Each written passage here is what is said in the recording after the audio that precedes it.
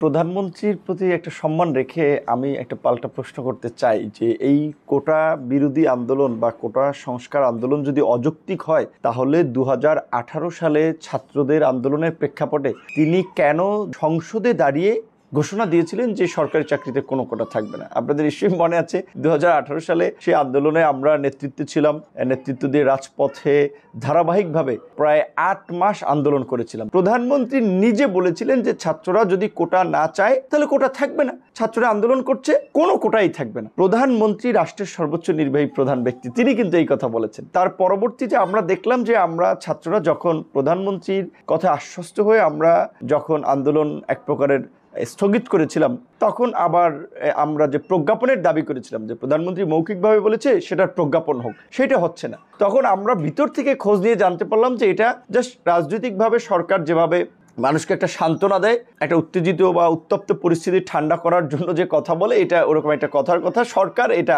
করবে না। তারপরে কিন্তু আমরা আবার আন্দোলন করেছি।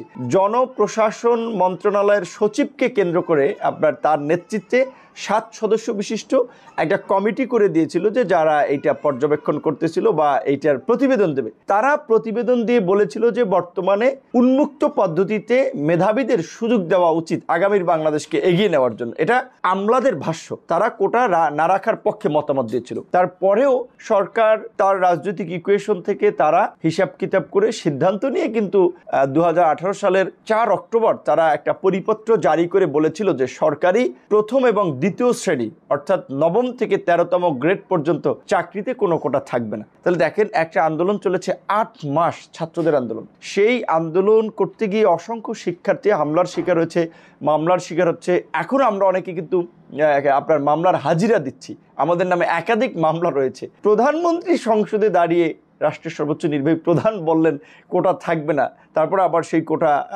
অর্ধেক সংস্কার করেছে, বাতিল করেছে, আর অর্ধেক ছিল। আবার এখন আজকের যে প্রধানমন্ত্রীর বক্তব্য, সেটা শুনে তো আমরা আসলে আশ্চর্যান্বিত হয়েছি যে আপনার রাষ্ট্রের প্রধান নির্বাহী সর্বোচ্চ ব্যক্তি তিনি যদি এইভাবে এক এক সময় এক এক কথা বলেন, তাহলে এটা কি মিন করে? 2018 সালে তিনি বলছেন কোটা থাকবে না, এখন বলছেন যে কোটা আন্দোলন যারা করছে তারা চাকরিতে কেউ ঢোকে নাই, তারা চাকরি পরীক্ষাও দেয় না, তারা রাজনীতি করছে। তো রাজনীতি করে তো খারাপ কিছু না। আমরা 2018 সালে আন্দোলন করেছি, সেখান থেকে আমরা রাজনৈতিক দল করেছি। এখন প্রধানমন্ত্রী এইটার চেয়ে আন্দোলনের ন্যায্যতাটা দেখার দরকার। এবং আপনি যদি লক্ষ্য করেন যে ছাত্র, শিক্ষক, বিশিষ্টজনরা সর্বমহল থেকে কিন্তু এই আওয়াজ উঠেছে।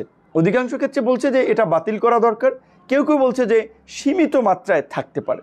কিন্তু সেখানে প্রধানমন্ত্রী যদি একেবারে ডিনাই করে দেন, তাহলে আমাদের প্রধানমন্ত্রীকে প্রশ্ন করতে হবে, তার কাছে জানতে হবে 18 সালে তাহলে কেন তিনি কোটা বাতিলের ঘোষণা দিয়েছিলেন। যখন আমরা দেখলাম যে আমাদের মেধা থাকা সত্ত্বেও, আমাদের প্রচেষ্টা থাকা সত্ত্বেও এই 56% কোটার কারণে আমাদের সুযোগগুলো বন্ধ হয়ে আছে, তখন আমাদের কাছে মনে হয়েছে এই চাকরি পরীক্ষা দেওয়ার আগে এই অযৌক্তিক প্রথার বিরুদ্ধে আন্দোলন করা দরকার। সেইখান থেকে আমরা আন্দোলন করতে গিয়ে হামলার শিকার হয়েছি, মামলার শিকার হয়েছি, বলা চলে আমাদের জীবনটাই পুরো তছনছ করে দিয়েছে। এই রাষ্ট্রের এরকম আরও অসংখ্য বিষয় আছে যেটা একটা পরিবর্তন হওয়া দরকার যদি আমরা বাংলাদেশকে এগিয়ে নিতে চাই। বলা চলে দীর্ঘ 3 দশকের মধ্যে সর্ববৃহৎ একটা ছাত্র আন্দোলন, আমরা তরুণ সহ বিভিন্ন শ্রেণী পেশার মানুষের কাছে সমর্থন পেয়েছি, সহযোগিতা পেয়েছি, তাদের প্রশংসা পেয়েছি, এবং তারা বলেছে যে এই তরুণরাই মাঠে যদি এগিয়ে আসে দেশের রাজনীতিতে একটা গুণগত পরিবর্তন হতে পারে।